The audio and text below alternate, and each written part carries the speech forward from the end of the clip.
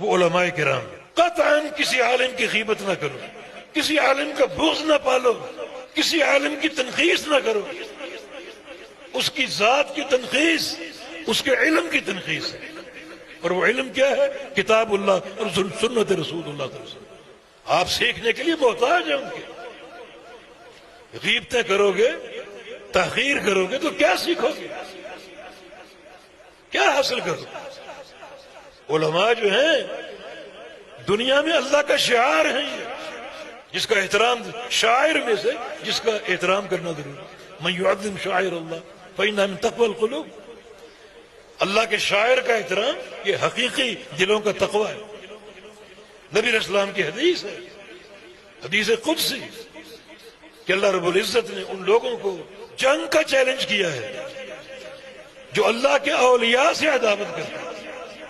حدیث کے الفاظ: من عادى لي وليا فقد آذنته بالحرب.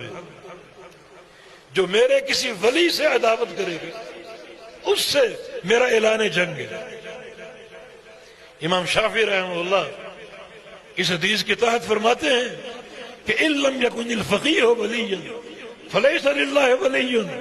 اگر ایک عالم دین اللہ کا ولی نہیں ہے تو کائنات میں کوئی اللہ کا ولی نہیں.